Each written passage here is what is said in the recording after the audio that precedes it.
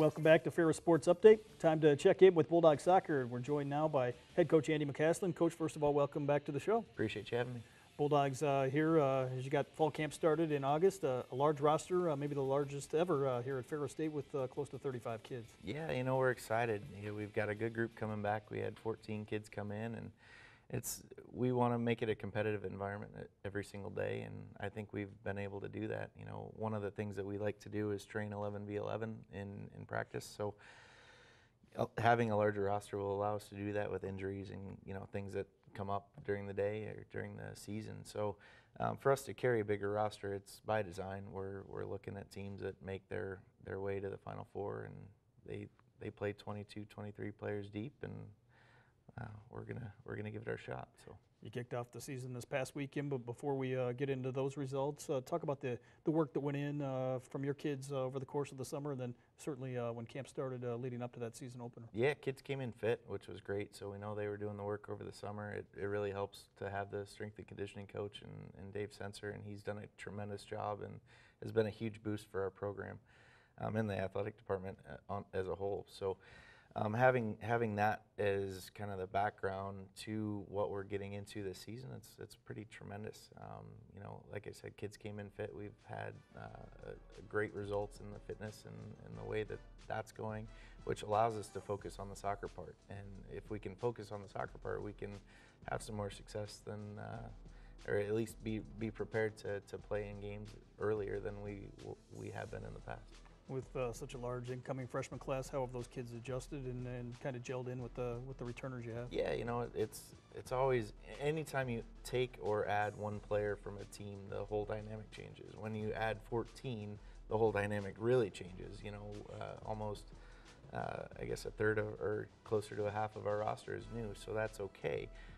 But we've really focused on the team building side of it. We did a retreat at Eagle Village and did some work with Jeremy up there, and they did an awesome job of getting everybody kind of bought in and with the same ideas and getting us just kind of all on the same page and going the right direction. Knowing that we all have different strengths, different weaknesses, but bringing it all back together of this whole thing, and we're just one big group and 35 of us, and we're 35 strong. This past weekend, you kicked off the season, a long trip down to Tennessee, but a good bonding experience playing 2 games down in Tennessee. Yeah, it was a lot of time on the bus, and that's great because the kids can sing and be a little goofy and have some fun together, and to go and play 2 good teams is really the ultimate goal down there. And we definitely saw 2 good teams. Friday and Sunday were completely different in terms of the way the games went. But you know, the whole trip is designed to make us a little closer and to play some good competition. So Friday night's game, we came out really strong. We did really well against a really good Carson Newman team. They're very well coached. They've had a really long history of success there. So for us to control a vast majority of it was tremendous for us. And we started 6 freshmen in the game. So again, that big group coming in and making an impact right away. We didn't score a goal, but that's okay. It wasn't the result we were looking for, but we saw some really good things that we liked. Worked on it over the next day and a half, and figured out a way to get on the score sheet on Sunday.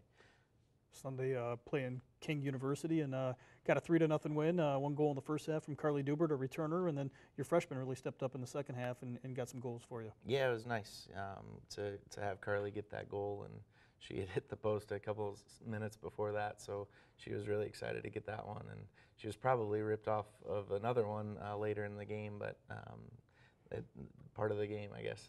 But yeah, it was nice to see the younger kids come in and do a good job and really step up when we asked them to. You know, at halftime we challenged kids that were going on to make an impact, and we had some new ones come on and score goals. Decisive 26-2 edge in total shots. Certainly you like to get those scoring opportunities. For sure, and that was one of the things on Friday is we held the ball, we were connecting passes, we were just missing that final pass to goal. So that was one of the big focuses for the Saturday training session, and something that we really talked about. Like Carson Newman's a NCAA tournament team. They're good, and for us to hang in there that long and to play that hard with them, it really says something about the group. This week, back at home as you host Minnesota State and Cedarville. Talk about the two opponents that you'll see this weekend. Yeah, both very strong. Both are undefeated. Mankato's, I think, now number 10 in the country, and Cedarville's number 5 in our region. So it's a very good test this weekend at home. So it's going to be nice for us to figure out kind of where we are as a group and regroup. But they both present different things to us. So we'll see probably a little different of a formation on Friday than we will on Sunday that we haven't seen yet out of the previous 2 games. So that'll be different for us, and it'll be a good test. This weekend, you'll be at home and chance to unveil the new South Athletic Fields. Obviously, you won't get to play on the grass field quite yet, but new turf field. Just talk about what that facility is going to mean. It's a beautiful facility, and we're extremely lucky to have it. Yeah, it's a little disappointing that we're not on the grass, but Mother Nature plays her part, and that's okay. But we'll get out there soon enough. But the turf is beautiful. It's a beautiful surface. It's soft. It's plush. It's fast. It plays the way we like to. So, and it allows us to play the way we like to. So it's going to be nice. So we hope people come out and take a look. The Bulldogs, certainly as you take on these opponents, the 2 you played last week and the 2 you play this week, how do these types of contests prepare you for the start of GLIAC play? That's the reason we play tough teams. You know, we want them to be as hard as we can in the beginning part of the season, so we are prepared for those tough league games.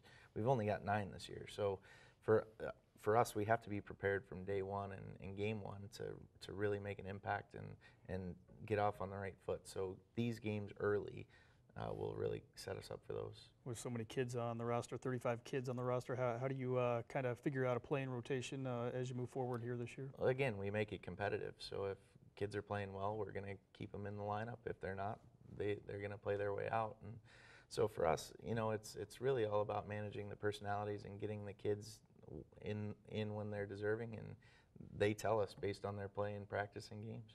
What does it take to come back and come home this weekend and pull off a couple victories? Yeah, it's gonna take a lot of effort. You know, we're gonna have to do a really good job of creating chances and finishing chances.